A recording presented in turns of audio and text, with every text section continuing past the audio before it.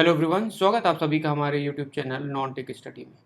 हम आज बात करने वाले हैं आरआरबी एनटीपीसी के प्रीवियस ईयर सेट के क्वेश्चंस जो मैथ के होंगे, और इसमें हम और भी कुछ क्वेश्चंस देखेंगे जिससे आपको और भी आइडिया लगेगा कि किस टाइप के क्वेश्चंस रेलवे में आते हैं। तो आज के इस सेट में आने वाला जो हमारा पहला क्वेश्चन है, देखिए क्या है। At a telephone exchange 3 phones rings at interval of 20, 24 and 30 seconds. If they ring together at 11:25 am, when will they next ring together? क्या बोला है कि एक टेलीफोन एक्सचेंज है जिसमें 3 फ़ोन 20 सेकेंड, 24 सेकेंड और 30 सेकेंड के अंतराल में बजते हैं। अगर वो 11:25 सुबह पर एक साथ बजते हैं तो अगली बार ये कब साथ बजेंगे? अच्छा, आपको पता है कि अगर तीनों एक साथ बजें, तीनों का एक साथ बजना मतलब एक ऐसा टाइम निकालना है जिस पे तीनों एक साथ मिल जाएं। और इस टाइप के क्वेश्चन को सॉल्व करने के लिए जो भी हमें वैल्यू दिया है, जो भी डेटा दिया है, उनका हमें एलसीएम निकालना पड़ता है। ठीक है, तीनों को कॉमन पॉइंट पर मिलाने के लिए हमेशा एलसीएम निकाला जाता है। तो हमारे पास जैसे 3 डेटा है, एक तो पहला वाला 20 सेकेंड में बजता है, दूसरा 24 सेकेंड में बजता है और तीसरा 30 सेकेंड में बजता है। ठीक है, तो इसका एलसीएम निकालेंगे। तो एलसीएम के लिए क्या करेंगे कि एलसीएम जो बेस्ट मेथड है एलसीएम निकालने का, उसमें क्या होता है कि सबसे बड़ी संख्या को आप मान लो एलसीएम। अब बाकी से चेक कर लो कि इसका एलसीएम यानी क्या वो संख्या है, बाकी 2 संख्याएं या 3 संख्या जो भी रहेगा उससे कंप्लीट डिवाइड हो रहा है कि नहीं। तो अगर हम बात करें 24 से, तो 24 को अगर हम 30 से डिवाइड करेंगे तो एक बार 2 से कट करेंगे तो ये 2 12 हो जाएगा, और ये कितना हो जाएगा 15। फिर इसके बाद 3 से कट करेंगे, 3 से 4 बार कटेंगे, 3 से 5 बार। लेकिन यहाँ पे देखिए 4 बच गया। 4 जो है 5 को कंप्लीट डिवाइड नहीं कर सकता, यानी अगर यहाँ पे हम 4 और लिए रहते तो ये 24 इसको कंप्लीट डिवाइड कर लेता। यानी यहाँ पे एलसीएम में अभी कितना आना चाहिए, 4 और। अब हम इसे चेक कर लेते हैं 20 से।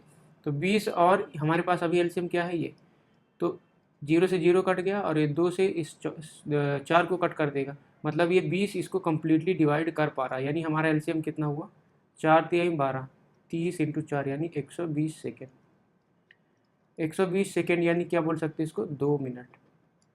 यानी जब भी बजा होगा उसके 2 मिनट बाद ये फिर से आपस में मिलेंगे। तो 11:25 पर ये एक साथ बजे, तो अभी कितना बजेगा ये, 11:27, और वो भी एएम था तो एएम, यानी 11:27 एएम। ये पीएम था, ये एएम। ठीक है, तो ये हमारा करेक्ट आंसर हो जाएगा। ठीक है, तो इस टाइप के क्वेश्चन को कैसे सॉल्व करेंगे, अगर एक साथ तीनों को बताना है, 4 को बताना है, तो उनका हम एलसीएम निकाल लेंगे। ठीक है, एलसीएम आप बेसिक मेथड से भी निकाल सकते हैं, जैसे हमने बचपन में पढ़ा है 20, 24 और 30 का ऐसे एलसीएम निकालते थे। इसे 2 से डिवाइड करेंगे फिर जो, और फिर इनका आपस में मल्टीप्लाई। तो ये वाला भी बेसिक मेथड है।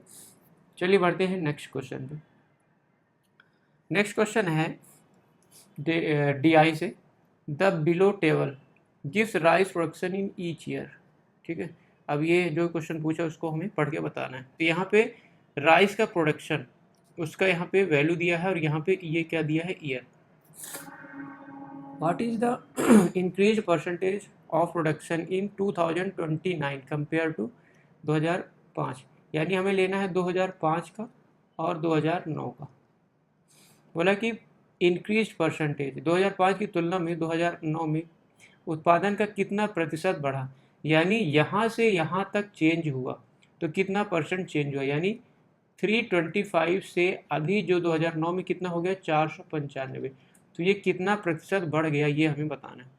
तो अगर हम देखें 325 से 495, तो कितने वैल्यू में देखें तो कितना बढ़ गया, तो 495 में अगर इसको हम माइनस करेंगे, ये 0, 9 में 2 गया 7, और 4 में 3 गया 1, 170 बढ़ गया। 170 बढ़ गया, कितने से बढ़ गया, 325 से, और परसेंट में निकालना है तो 100 का मल्टीप्लाई। ठीक है, तो हमेशा नीचे कौन सी वैल्यू आती है जिससे हम तुलना कर रहे हैं, तो वो बोल रहा है 2005 की तुलना में, यानी 5 को बेस वैल्यू लेना है हमेशा ये, और ऊपर जो भी बढ़ा या घटा। इसको सॉल्व करेंगे तो 25 चौको 100, 8 12 और ये 13, 25 से 13 बार, सॉरी 25 चौको 100 होता है, 4 बार में 100 आता है, तो 300 कितना होगा, 4 3 12 13। ठीक है, 13 बार में, और ये कितना हो जाएगा, 25 चौको 100। हमारे पास आ गया 17 17 क्या में 17 चौको 68, 680/13। तो ये कितना हो जाएगा, 13 से कट करेंगे तो 13 3 39, 13 चौको 52, 13 25 65, 13 13 25 65, 65 हो जाएगा। तो ये 3 कैरी, 13 3 39, यानी 53 से थोड़ा सा छोटा, 53 से छोटा कौन सा है, ये 52। ठीक है, तो ये हमारा करेक्ट आंसर हो जाएगा। तो सिंपल परसेंटेज का क्वेश्चन है, कंपेयर किया है एक डेटा को दूसरे से। चलिए बढ़ते हैं नेक्स्ट क्वेश्चन पे। नेक्स्ट क्वेश्चन वही सेम डीआई का है। यहाँ पे पूछा है कि average production of rice in period 2005 से 2009, यानी 2005 से 9 तक में कितना एवरेज प्रोडक्शन हुआ। एवरेज प्रोडक्शन यानी सबसे पहले इन सभी डेटा का सम चाहिए, इसका इसका इसका इसका। तो सम निकालने के लिए सबको ऐड करते हैं। तो 5 8 13, 13 9 22, 22 8 30 और 30 5 35, कैरी 3, 3 2 5, 5 3 8, 8 2 10, 10 5 15, 15 9 24, कैरी 2। तो 3 2 5, 5 4 9, 9 4 13, 13 2 15, 4 19। तो हमें क्या निकालना है यहाँ पे, एवरेज। तो एवरेज कितना होता है, total sum upon number of observation, यहाँ पे नंबर बोल सकते हैं। तो सम हमारे पास 1945 और नंबर कितने हैं, 1 2 3 4 5। तो 5 से कट करेंगे तो 5 3 15, 4 बच गया, 5 8 40 और 5 से 9 बार 45, 389। ठीक है, सिंपल क्वेश्चन है। चलिए बढ़ते हैं नेक्स्ट क्वेश्चन पे। What was the decline in production in 2004 compare to 2007, यानी 2008 में 2007 की तुलना में कितने का गिरावट आया। यहाँ पे आंसर क्या है, परसेंटेज में, यानी कितने परसेंट का गिरावट आया। तो 8 में कितना है, इतना, और 7 में कितना था, इतना। तो कितने परसेंट का गिरावट आया, ये हमें निकालना है। तो 429 से कितना हो गया, ये 258। तो कितना कम हुआ, सब हमें कंपेयर करना है ये 429 से। तो सबसे पहले डिफरेंस निकाल लेते हैं। 429 में 258 का डिफरेंस निकालना है। ये कितना हो जाएगा, 1, 12 में 5 गया 7 और 4 में 3 गया 1। कितने से निकालना है, 429 से, और परसेंट के लिए 9, 100 का मल्टीप्लाई। अब ये देखिए 171, अगर सम करें तो 7 2 9, यानी 3 से कट जाएगा। नीचे चेक करें तो 9 2 11 4 15, 3 से कट जाएगा। तो 3 से अगर डिवाइड करें तो 3 से 5 बार 15, 2 बज गया, 3 से 21, और ये 3 से 1 बार, 3 चौको 12, 3 तिकाई 9। अभी ये 7 5 12, यानी 3 से कट जाएगा, और ये 4 3 7 1 8, 3 से नहीं कटने वाला। तो यहाँ पे डिवाइड कर लेते हैं। तो कितना हो जाएगा, 5700, और ये 143। तो कितनी बार हो जाएगा, 5 से अगर करेंगे तो 5 3 15, 5 चौको 20, 1 21 और 5 1, यानी ज़्यादा हो गया। 4 से अगर करते हैं तो 4 3 12, 4 चौको 16, 1 17, 4 1 4, 1 5, यानी लमसम ये 40 के लमसम आने वाला है। यानी 40 के पास वाली संख्या कौन सा, ये तो ज़्यादा हो गया है, और ये 40 के लमसम ये है। तो यानी हमारा जो आंसर होगा ये होगा 40%। ठीक है, यहाँ पे देखिए ना, अगर ये 572 होता तो ये 4 से डिवाइड हो जाता है, यानी लमसम 40 ही आने वाला हमारा करेक्ट आंसर। चलिए बढ़ते हैं नेक्स्ट क्वेश्चन पे। ये कुछ वैल्यू दिया है, यहाँ पे वैल्यू पुटअप करके इसका आंसर निकालना। तो सबसे पहले देखिए 32, इसकी वैल्यू कितना दिया, डिवीजन, और फिर 4, और इसका मतलब है मल्टीप्लाई। तो ये हो गया यहाँ पे मल्टीप्लाई 7, और हैश का मतलब प्लस। सबसे पहले डिवीजन और क्रॉस होता है, तो इसको डिवाइड कर लेंगे तो 4 से 8 बार कट जाएगा, इंटू 7 + 5। ये आपस में 7 8 56, और 56 और 5 कितना हो जाएगा, 61। Option number B correct. चलिए बढ़ते हैं नेक्स्ट क्वेश्चन पे। अब यहाँ पे हमें साइन ए चाहिए, तो यहाँ पे वैल्यू पुट करके देखना पड़ेगा। तो अगर हम पहली वैल्यू रखते हैं साइन, ठीक है, क्या रखेंगे यहाँ पे, साइन है। तो साइन इंटू कॉस, कभी साइन नहीं बन सकते, यानी ये इनकरेक्ट। तो दूसरा अगर रखें यहाँ पे कॉस, तो cos into cos, cos square होगा, साइन नहीं बनेगा। अगर हम रखें यहाँ पे टेन, तो ten A into cos A. Ten का मतलब क्या होता है, साइन अपॉन कॉस। तो sign A upon cos A into cos A. तो ये कॉस से कॉस कट जाएगा, आंसर कितना हो जाएगा, साइन ए। हमें क्या चाहिए था, साइन ए, यानी ऑप्शन नंबर 3 हमारा करेक्ट हो जाएगा। नेक्स्ट क्वेश्चन हमारे पास देखिए, Azhar can complete a journey in 10 hours. He travels the first half of journey at the speed of 21 km and the balance at 24 kilometre per hour. Find the total distance. अगर 10 घंटे में एक सफ़र पूरा करता है, 10 घंटे में यानी पूरा डिस्टेंस उसको कवर करने में कितना टाइम लग रहा है? 10 घंटे, 10 आवर। बोल रहा है कि यदि वो 21 किलोमीटर की गति से यात्रा का पहला आधा यानी टोटल डिस्टेंस यहाँ से जो भी था उसका हाफ डिस्टेंस कवर करने में कितना स्पीड ले रहा है वो? 21 किलोमीटर पर आवर।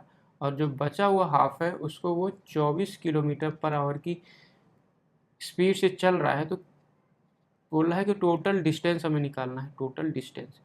अच्छा, इसको आप कैसे सॉल्व कर सकते हैं कि वो यहाँ से यहाँ तक हाफ डिस्टेंस चला, फिर यहाँ से यहाँ तक हाफ डिस्टेंस चला, यानी अगर हम इनकी तुलना करें दोनों का स्पीड, तो डिस्टेंस दोनों के द्वारा यानी इस स्पीड से जितना डिस्टेंस चला उतना ही इतने की स्पीड से चला, यानी डिस्टेंस जो है वो क्या है? कांस्टेंट।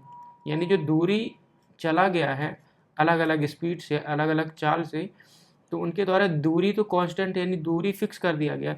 अगर डिस्टेंस कांस्टेंट होता है तो जो स्पीड का रेशियो होगा और टाइम एक दूसरे के अपोजिट होते हैं। ठीक है, ये आपको पता है। तो अगर हम स्पीड का रेशियो देखें तो स्पीड है पहले 21 किलोमीटर और बाद में कितना चला है वो? 24 किलोमीटर की स्पीड से, यानी ये स्पीड का रेशियो हो गया। तो अगर हम टाइम का अनुपात निकालेंगे तो टाइम उसका क्या होता है? रिवर्स, यानी उल्टा करना पड़ेगा। तो 24 और ये कितना हो गया? 21। सॉल्व करते हैं इसको अगर हम 3 से 8 बार और 3 से 7 बार, ये हो गया टाइम। लेकिन क्वेश्चन में क्या बोला है कि टोटल टाइम उन्होंने कितना लिया? 10 घंटा। यानी इसने 8 लिया 21 की स्पीड से, 24 की स्पीड से चला तो 7, यानी टोटल टाइम इनके हिसाब से कितना हुआ? 15। लेकिन रियल कितना बोला है कि ये कितना टाइम लिए हैं? 10, यानी 15 की वैल्यू 10 हो। तो यहाँ से हम एक की वैल्यू निकालेंगे तो 10/15, यानी 2 से कट कर देंगे 5 से, तो 2 बार और ये 3 बार, तो एक की वैल्यू हो गया इतना। अब हम किसी एक पर्टिकुलर को ले लेंगे, हमारा आंसर आ जाएगा। तो अगर हम बात करें एक की वैल्यू इतना है, तो ये वाला टाइम जो 24 किलोमीटर पर घंटे की स्पीड से चला तो कितना टाइम लिया होगा? 7। लेकिन एक की वैल्यू अगर 2/7 है तो 7 की वैल्यू कितना हो जाएगा? 7 इंटू 2/3। ये हुआ डिस्टेंस टाइम। अब हमें निकालना है टोटल डिस्टेंस। टोटल डिस्टेंस तो 24 किलोमीटर पर घंटे की चाल से उसने आधा डिस्टेंस कवर किया था, आधा यहाँ से यहाँ तक। अगर हमें टोटल डिस्टेंस निकालना है तो जितना भी डिस्टेंस इसने चला था उसका 2 गुना ही होगा, क्योंकि ये आधा डिस्टेंस था, आधा डिस्टेंस ये वाला था। तो 2 टाइम ऑफ 24 की स्पीड से चला गया दूरी। तो दूरी क्या होता है? डिस्टेंस क्या होता है? Speed into time. तो स्पीड कितना था? 24, और टाइम कितना लिया था इस स्पीड से?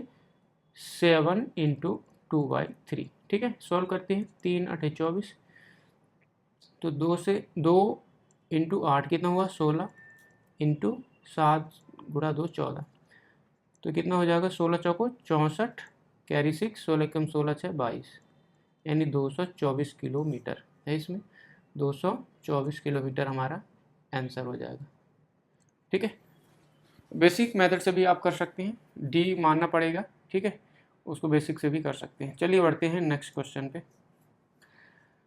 नेक्स्ट क्वेश्चन है, Smita can finish a work in 12 days and Sam can finish the same work in 9 days।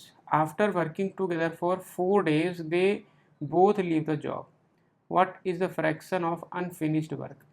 देखो, अगर हम बात करें, पहला हमारे पास स्मिता। स्मिता जो है उस काम को 12 दिन में कर सकती है, और दूसरा व्यक्ति है सैम। सैम इस काम को 9 दिन में कर सकता है। तो सबसे पहले हमें टोटल वर्क निकालना है। टोटल वर्क के लिए हमें क्या चाहिए? एलसीएम। तो 12 और 9 का एलसीएम कितना होना चाहिए? और अगर हम बड़ी संख्या को मान लेते हैं तो 9 से चेक करना पड़ेगा, तो ये 3 बार, 3 से 4 बार, यानी 3 की कमी है, यानी हमारा एलसीएम कितना हो जाएगा? 12 3 36। बेसिक मेथड है, एलसीएम एलसीएम के टॉपिक से आप पढ़ सकते हैं। तो हमारा एलसीएम कितना हो गया? 36। अब एलसीएम निकालनी है तो ये स्मिता का अगर इफ़िशियंसी निकालने, एफिशिएंसी यानी कार्य क्षमता, एक दिन में कितना काम कर सकती है, तो 12 दिन में टोटल काम करती है, तो एक दिन में कितना करेगी? टोटल काम अगर 36 है तो ये 3 यूनिट करेगी, और ये 9 चौको 36, यानी 4 यूनिट करेगा शाम। अब बोलता है कि after working together for 9 days, यानी दोनों मिलकर 4 days, दोनों मिलकर 4 दिन तक काम किए, तो दोनों अगर साथ में मिल जाती, ये 3 यूनिट काम करती है और ये 4 यूनिट, तो total work in 4 days, 4 days, क्योंकि इन्होंने मिलकर 4 दिन तक काम किया। तो एक दिन में ये 3, ये 4, तो एक दिन में टोटल कितना काम हो रहा है 7। अगर 4 दिन तक काम करेंगे तो 7 चौक 28, 28 काम हो जाएगा। तो बोला कितना काम जो है बचा हुआ है, तो 28 काम हो गया, तो कितना काम बचा 8 यूनिट। हमें फ्रैक्शन निकालना है टोटल से, तो 8 यूनिट काम बचा। टोटल वर्क कितना था 36, तो कितना हो जाएगा 4 से 2 बार 4 नहीं है 36, यानी कितना काम बच गया 2/9। Option number third. ठीक है, सिंपल सा क्वेश्चन था टाइम एंड वर्क का। नेक्स्ट क्वेश्चन है x is a prime number, LCM of x and successive number would be. अच्छा, x क्या है, प्राइम नंबर है। प्राइम नंबर जैसे 2, 3, 5, 7, 11, 13। प्राइम नंबर वो नंबर होते हैं या तो खुद से डिवाइड हो जाए या 1 से डिवाइड हो जाए। तो सबसे छोटी प्राइम नंबर हमारी 2 होती है। अच्छा, बोल रहा है कि x ये कोई प्राइम नंबर है और उसके नेक्स्ट संख्या का हमें एलसीएम निकालना है। तो किसी एक संख्या को पकड़ लेते हैं, जैसे अगर हम बात करें 2 को पकड़ लें, तो नेक्स्ट नंबर कौन सा होगा जिसके साथ एलसीएम निकालना है 3। तो इनका एलसीएम कितना होगा, कितना होगा एलसीएम 3 दूना 6। ठीक है, अब इसको x के फॉर्म में अगर लिखना हो तो कैसे लिख सकते हैं, क्या ये खुद x है, तो ये गलत हो गया। क्या x+1 है, 2 + 1 3 आना चाहिए, लेकिन एलसीएम कितना है 6, तो ये नहीं होगा। क्या x × x+1 है, यानी 2 × 2 + 1, तो 3 2 6। क्या ये सेटिस्फाई कर रहा है, बिल्कुल कर रहा है। क्या ये वाला है 2/2 + 1 यानी 3, क्या ये है एलसीएम, नहीं। हमारा एलसीएम कितना था 6, यानी अगर हम इसको वैल्यू पुटिंग से भी चेक करें तो हमारा आंसर कौन सा हो रहा है, थर्ड। ठीक है, या फिर ऐसे समझ ले कि x एक प्राइम नंबर है, नेक्स्ट क्या होगा x+1, तो एलसीएम क्या होता है दोनों को मल्टीप्लाई। अगर दोनों में कोई भी कॉमन नहीं हो तो हमारा एलसीएम कितना हो जाएगा x × x+1। ठीक है, तो ये हमारा आंसर हो जाएगा। चलिए बढ़ते हैं नेक्स्ट क्वेश्चन पे। नेक्स्ट क्वेश्चन है फाइंड द वैल्यू ऑफ ये। इसको क्या करेंगे, सिंपली यहाँ पे आपको बोर्ड मास, आपने सुना होगा बोर्ड मास। ठीक है, सबसे पहले ब्रैकेट को सॉल्व करते हैं, फिर ऑफ को सॉल्व करते हैं, डिवीजन मैथ और फिर मल्टीप्लिकेशन, ऐड एंड सब्ट्रैक्शन। तो सबसे पहले जहाँ भी ब्रैकेट है, यानी हम इस ब्रैकेट को सॉल्व करेंगे, फिर उसके बाद इनको सॉल्व होने के बाद ऑफ के साथ करेंगे, यानी ऑफ का मतलब क्या होता है मल्टीप्लाई। फिर इन दोनों को आपस में मल्टीप्लाई करेंगे, इधर इन दोनों को मल्टीप्लाई करेंगे, इधर इन दोनों को मल्टीप्लाई करेंगे, और इन दोनों को ऐड कर देंगे, इसमें डिवीजन कर लेंगे। ठीक है, इसको आप खुद ही सॉल्व करिए बोर्ड मास का यूज करते हुए। चलिए बढ़ते हैं नेक्स्ट क्वेश्चन पे। If 1/4 of the wall is painted in blue, 1/2 is painted yellow, remaining 3 meter is painted white, what is the length of wall? बोला दीवार का 1/4 जो है वो किस में पेंट है, नीले रंग का यानी ब्लू। 1/2 जो पूरा वॉल का 1/2 है ये किस में है, येलो में। जो रिमेंड बच गया वो किस में है, वाइट। और ये वाइट है वो कितना है, 3 मीटर है। तो हमें टोटल दीवार की लंबाई, मान लीजिए टोटल लंबाई कितना है, 1 है, जिसमें 1/2 ब्लू 1/2 येलो, तो जो बच गया वो वाइट। हमें इसकी वैल्यू निकालना है, उससे हम कंपेयर कर देंगे 3 की। तो अगर हम बात करें टोटल कितना था 1 में से ब्लू कितना है 1/4 और येलो कितना है 1/2। ठीक है, तो जो बच जाएगा वो हमारा वाइट हो जाएगा। तो इसको अगर हम सॉल्व करें तो कितना हो जाएगा, एलसीएम 4, ये 1 और ये 2, तो इसको सॉल्व करते हैं तो 1 - 3/4 कितना हो जाएगा, एलसीएम से 4, और ये 4 इधर आ जाएगा, 4 में 3 गया 1, 1/4 हमारा क्या है, वाइट है। 1/4 की वैल्यू कितना दे रखा है, 3 मीटर। कैसे लिखेंगे, 1/4 की वैल्यू 3 मीटर, तो 1 की वैल्यू कितना हो जाएगा, 4 को इधर ले जाएंगे तो 3 × 4 यानी कितना 12 मीटर। और ये क्वेश्चन ने पूछा टोटल दीवार क्या था 1, तो 1 की वैल्यू हमने निकाल दिया, कितना हो गया 12 मीटर। ठीक है, नेक्स्ट क्वेश्चन। गीता का वेट इतना है, हर सिस्टर वेट इतना times of her weight, find their combined weight. देखो गीता का वेट हमें दे रखा है 1 1 2 3 5, उसके सिस्टर का वेट बोला है कितना है 1.4 टाइम ऑफ गीता। गीता कितना है 11.235। तो टोटल वेट अगर निकालें, टोटल वेट कितना हो जाएगा, इसको अगर हम ऐड करें तो ऐड करेंगे 11.235 प्लस 1.4 इंटू 11.235, तो 11.235 दोनों से कॉमन ले लेते हैं, 11.235, यहाँ पे कितना बचेगा 1 और यहाँ पे कितना बचेगा 1.4। तो 11.235 इंटू इसको ऐड करेंगे तो 2.5 और इसको आपस में आप मल्टीप्लाई कर दीजिए। ठीक है, ये खुद ही सॉल्व कर लीजिए। तो सिंपल सा ये था कि यहाँ पे मल्टीप्लाई नहीं करना था, सिंपली आप इनको कंबाइन करेंगे तो ये कॉमन आ जाएगा, इसका आपस में ऐड हो जाएगा, फिर बाद में मल्टीप्लाई करेंगे तो ये थोड़ा सा ईजी हो जाएगा। अदरवाइज यहाँ पे भी हम मल्टीप्लाई करेंगे तो भी आपका आंसर आएगा, कोई डाउट नहीं। चलिए बढ़ते हैं नेक्स्ट क्वेश्चन पे।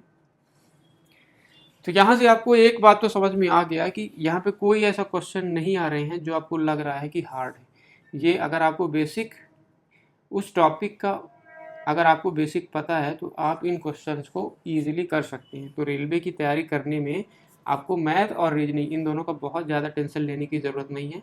आप उसके फंडामेंटल्स को, बेसिक कॉन्सेप्ट को पढ़िए, आप इसके सारे क्वेश्चंस को ईजिली कर सकते हैं। कुछ 2-4 क्वेश्चन हो गए हर सेट में जो थोड़े से टिपिकल होते हैं, वो सबके लिए टिपिकल होंगे, तो उसके लिए वरी नहीं होना है।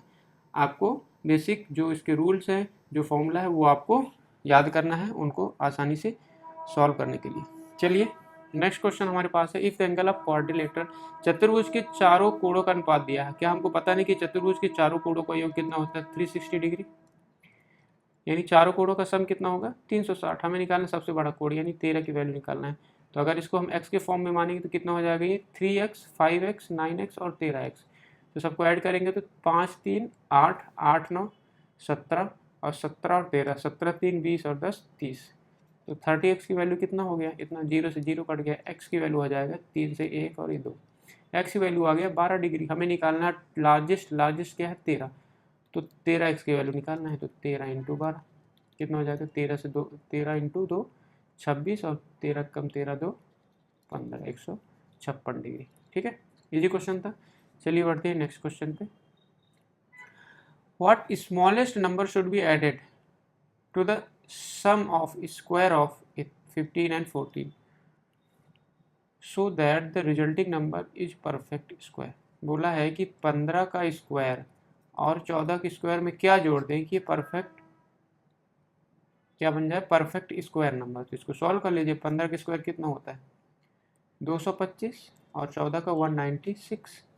सॉल्व करेंगे तो 9 और 5 और 6 11, 9 1 10 2 12, कैरी 1, 3 1 4। तो 421 में क्या जोड़ें?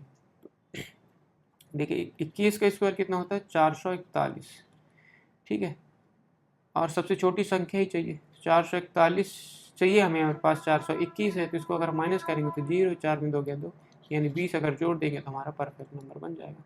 ठीक है, चलिए बढ़ते हैं नेक्स्ट क्वेश्चन पे। If the cost price of 5 cars is equal to selling price of 4 car. क्या बोला है कि 5 कार का कॉस्ट प्राइस यानी लागत मूल्य उसके 4 कार्स के सेलिंग प्राइस के बराबर है। तो हमें निकालना find the percentage of profit और लॉस। तो इस टाइप क्वेश्चन को कैसे लिखते हैं? सिंपली जैसा बोला है एक लाइन में लिख दीजिए। तो 5 कार का cost price is equal to 4 car के सेलिंग प्राइस के बराबर। ठीक है, तो हमें क्या पता है कि कॉस्ट प्राइस क्या होता है?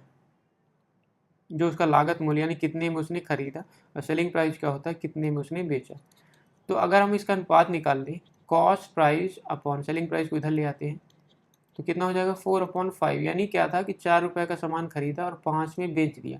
तो 4 को 5 में बेचा यानी 1 रुपये का प्रॉफिट हुआ, यानी प्रॉफिट परसेंट हमें निकालना है। तो 1 का प्रॉफिट हुआ, प्रॉफिट परसेंट हमेशा किस पे होता है? कॉस्ट प्राइस पे। तो कॉस्ट प्राइस कितना था? 4% में निकालना है, तो इंटू 100 कितना हो गया? 25%। 25% हमारा आंसर हो जाएगा। ठीक है, तो आपने देखा कि किस टाइप के क्वेश्चन आ रहे हैं। बेसिक कॉन्सेप्ट आपको पढ़ना है। इस जो प्रीवियस ईयर के मैथ के इन क्वेश्चंस को आपके सामने लाने का केवल एक ही मकसद है कि आप यहाँ से देख सकते हैं कि जो मैथ के क्वेश्चन आ रहे हैं रेलवे में वो कितने लेवल के हैं और कहाँ आपको क्वेश्चंस को पढ़ना है, कहाँ तैयारी करना है। आई होप आपको इन वीडियो से थोड़ा बहुत हेल्प मिल रहा है। एंड अगर आपको वीडियो अच्छी लग रही है, please like and subscribe this channel. Thank you so much for watching.